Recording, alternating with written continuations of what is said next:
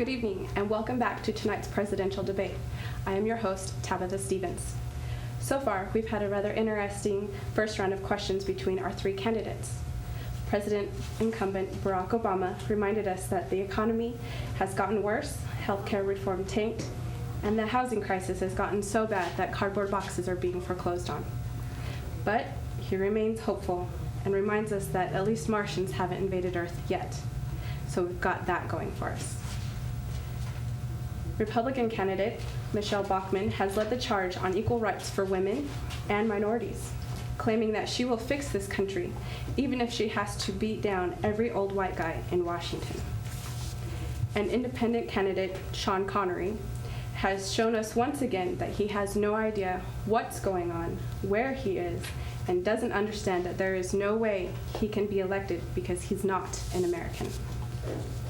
I'd like to remind everybody of the rules and the rules. A member of our panel will ask a question and the candidates will have 30 seconds to answer. All candidates will have the opportunity to answer if they choose to. Now on to our second round of tonight's debate. President Obama, how do you respond to critics claiming that your health care reform was a dismal failure and overshadows all of your other accomplishments? Well, I'm glad you asked me that. First, let me be clear. Healthcare reform isn't going to change overnight. It could take decades, centuries even. But what I propose is to change the U.S. Constitution so I can be voted president for the rest of my natural life. And 2 years following that, here's an example. Say you were in the kitchen fixing dinner. Would you allow your kids to just come in and take over cooking just because it's taking too long? No. You'd stay in the kitchen and you finish, no matter how long it took. Doesn't matter if that lying Betty Crocker said it was going to take shorter. You stay in there and you get it done. Well said, Mr. President.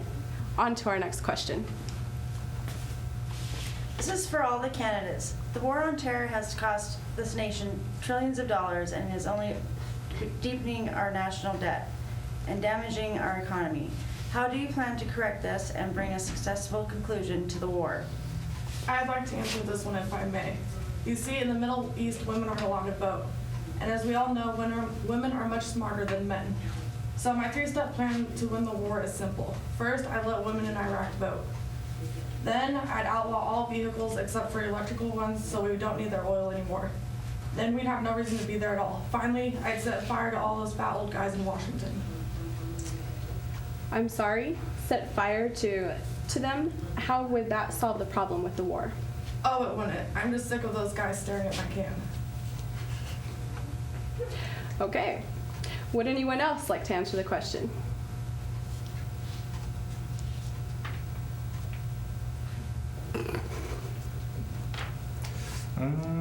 Okay. Actually, Tabitha, I would like to ask. Shut up! Good night. Nobody wants to hear your potty wampus gibbering about. Your slippery answers. Stick it straight, young man. Excuse me? This is Scotland. The people deserve a leader. Actually, Mr. Connery, this is America. Oh, you be quiet too, Nancy. Nobody wants to hear what you have to say. You're just yammering on. This country needs me. I'm the greatest thing that's ever happened. The universe loves Sean Connery. And I would solve the war the same way I have hundreds of times over. I would take out the idiot in charge. Actually, Mr. Connery, Osama bin Laden was killed last year. Well, there you see. I'm already keeping my promises. That's more than you, windbag. Now, who wants to give me a victory sponsor? Ew. Wasn't I Okay. in charge already? Now for our final question. How would each of you influence foreign policy so that the world regains its respect for America and reestablish our hold as a world power? That's simple. After I beat down all the old white guys in Washington, I would find a smaller, weaker nation and begin making fun of it and pointing out that its breasts aren't growing evenly and divert the world's attention away from us. Then when their attention is diverted, I'd give us a makeover and new clothes and then sneak in with all the popular countries like we've done there the whole time. How very junior high of you. Mr. President, your response, please. Well, first I would start by paying reparations to not only the countries that we invaded, but also to the countries that also sent in troops with ours. And then I would send tender yet subtle valentines to all the countries, offering them my hand in peace. And then I'd finish off finally with, I think, soft sounds of Barry Manilow and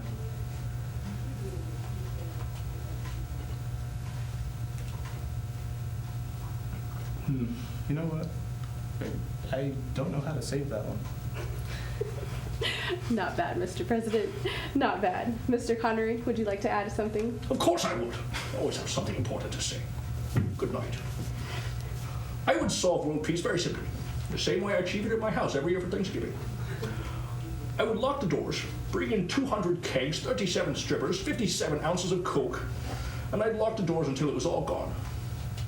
Except for the strippers, that didn't work out well. But then, as we all know, by the time it was gone, everyone's had a grand time, and world peace would be achieved.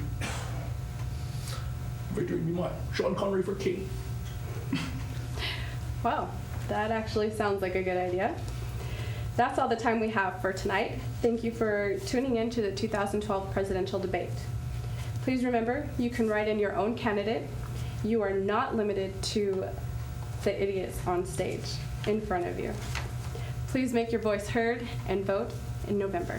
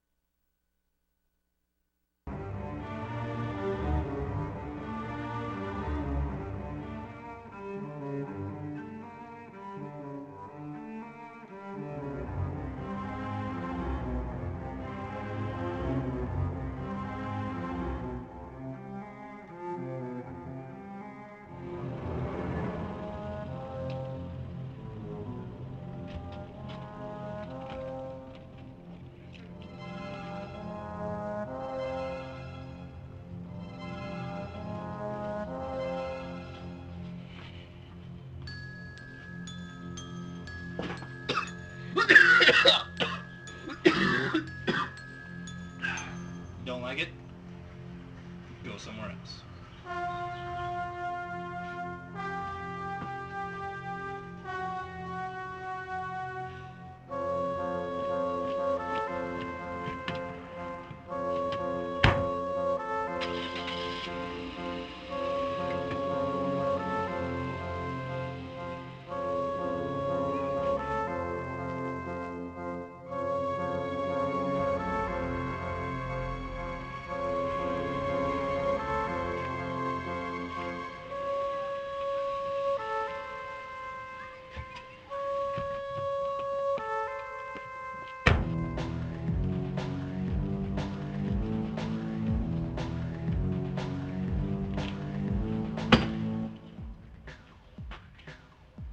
You shouldn't smoke.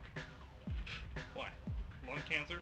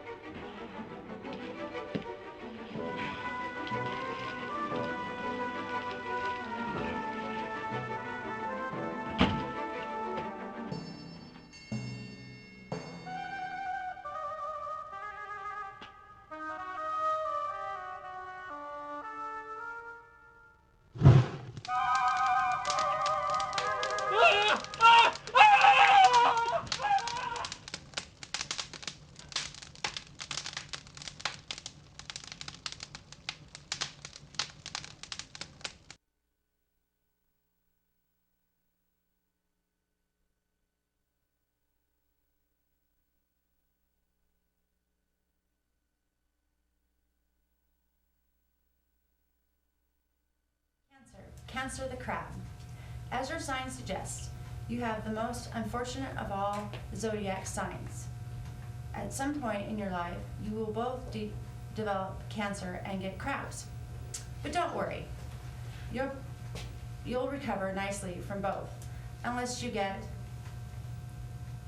cancer on your crabs. Then you're in the big trouble. Despite your tendency to get outrageous diseases, you often find yourself in the right place, at the right place, right time. You don't pursue anything in life with any degree of gusto, but you don't run from anything either. Your attitude toward life is, why not? So even though you know it's a bad idea to accept the drink from the overweight hermaphrodite with only one nostril and hairstyle you can only describe as something between dreadlocks and mullet, you think to yourself, why not? Don't be surprised this week when the girl you've been dating for a month calls up and starts the conversation with, I've just been to the doctor and you might want to get yourself tested too. Aquarius, the water boy. While you may be slow, kind of retarded, and generally good-natured, you're no Adam Sandler. You take it easy when you can, but you get most of your enjoyment from messing with people. You spend more time playing devil's advocate than Keanu Reeves for no other reason than you think it's fun to challenge people. You like to challenge their beliefs and make them think, but here's the part you don't know. That they hate you for it. They think you are a sadistic psychopath with no moral compass and governing principles. They reported you to the Department of Homeland Security and have your home under surveillance. You think you're actually harmless, a nobody. And if people knew you that well, they'd know how completely and utterly unremarkable you are. There is nothing special about you, nothing memorable. Your physical features as bland as cream wheat. When people talk about you, they say things you know. That one guy, he works that one place, you know, with this stuff. No one would know you or care about you if you could stop yourself from messing with people around you. But since you can't stop, you place yourself in the line of sight. And since you're truly an unimaginative and insignificant person, no one will miss you when they come to take you away in the night. This week, you can look forward to upgrading your home security system. Gemini, the twins. Like Harvey Dent's Two-Face, there are two distinct sides of you. On the one hand, you can be a brilliant, charismatic leader full of hope and ideas. The kind of leader that people follow into battle and let take pictures with their babies. A real knight in shining armor. The other side of you, a sociopathic monster whose only joy comes from increasing the misery of others. You think the funniest thing in the world is a blind midget kicking a three-legged puppy. You have a twisted sense of humor and a morbid sense of reality.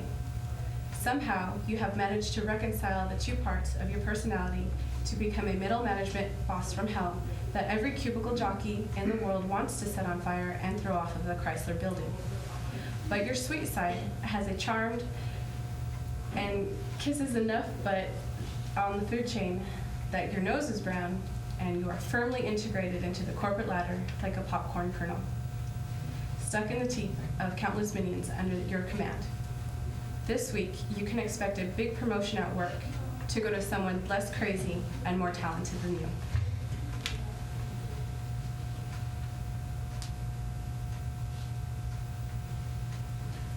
Pisces, the fish. You're a hobo, a bum. You can't hold down a job, and you don't want to. You claim that you're a free spirit, and the corporate sellout job could never cage you or break your spirit. You'll never be hooked into this boat of capitalism, but the truth is, fish are tasty. And somewhere there's always going to be someone chasing you down and trying to kill you and eat your soul.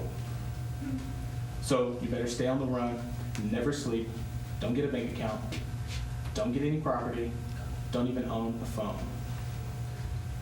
You only get one chance at avoiding your sweet death that you so desperately fear. Stay on the move. Don't look back. Wear a tinfoil hat so that they can't monitor your brainwaves. Run as fast and as far as you can, and don't ever stop to steal a car. Beat up an old lady and take her change for the bus. Do what you have to so you can survive, but most importantly, get as far away from here as you can. Flee America. Go somewhere off the grid, somewhere there isn't a reliable infrastructure. Someplace that's never heard of a Starbucks. Just get out of here. Get out of America. Because we don't want you here. This week, you can look forward to waiting for me outside of that bus stop on 10th.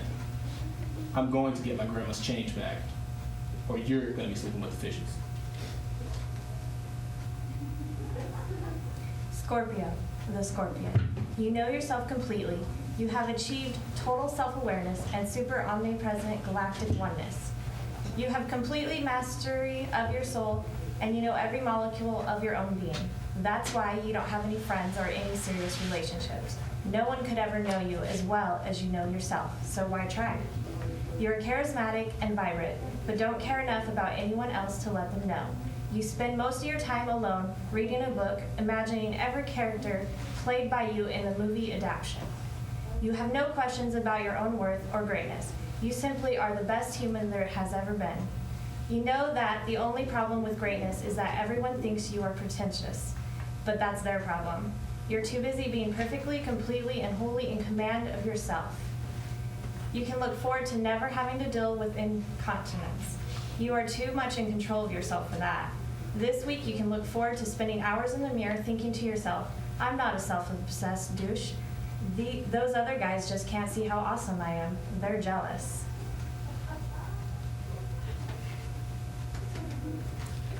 Aries, the ram. You are a stubborn, arrogant, brilliant, crass, belligerent ass. And awesome. You find yourself daily surrounded by peasants and simpletons and you'd be perfectly at home as a dictator of a nation, or ruling an empire, maniacally and cruelly as it were. However, you're not allowed to stand up and take dominion over those around you. So you sit in your parents' basement writing an angry blog about how cruel you have it and how the world really would be a better place if you were in charge, though you have no leadership skills or capabilities.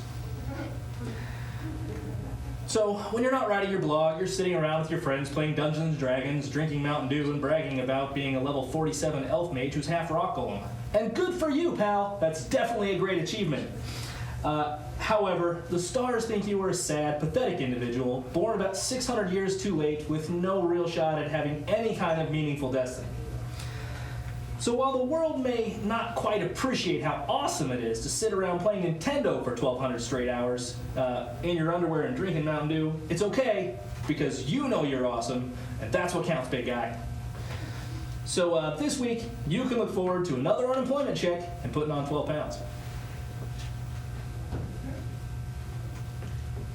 Libras are very intelligent, but have zero common sense. They are the kind of person who walk down the street thinking about complex social problems and get so excited about their brilliant idea to stop world hunger that they fall off a curb and get hit by a bus. You spend most of your time around people, but hate crowds. You'd love to have a nice long chat with yourself, but you get irritated when you talk at the same time as yourself. You annoy yourself endlessly with witty anecdotes and seemingly endless charm. You are your own best friend and worst enemy because no one else has the energy to be both of those. Other people describe you as spacey, which you take as a compliment because you always did want to be an astronaut. And just as soon as NASA passes your psych evaluation, which should be any day now, you will become the first person to colonize a distant world. Your theories and concepts are years ahead of your time, and if you ever get any of them to work, you will be remembered centuries later for your contributions to society, the planet, science, and humanity. However, you'll probably be hit by a bus while developing your ideas. This week, you'll run into a tree while on a jog through the park because you were too busy devising a formula to decrease your hair loss using only goat's milk and butter.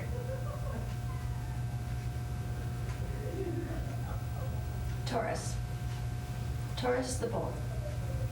You are strong, silent, and powerful. You work hard when you can be convinced that it's worth it. And that's the best part. It doesn't take much for you to get off your butt and do something. You'll often find yourself bound to it, to others just like you. You are the dull, lazy masses of people who aren't motivated enough to change the world, but you manage to muscle the world by doing many tasks designated to boring for the rest of humanity. Like your symbolic representative, you're perfectly content standing around in a field chewing on some grass. You should be a farmer or a hamburger. This week you can look forward to blank stares from coworkers and meeting the girl of your dreams, as long as the girl you're dreaming of is into S&M and you don't mind being saddled.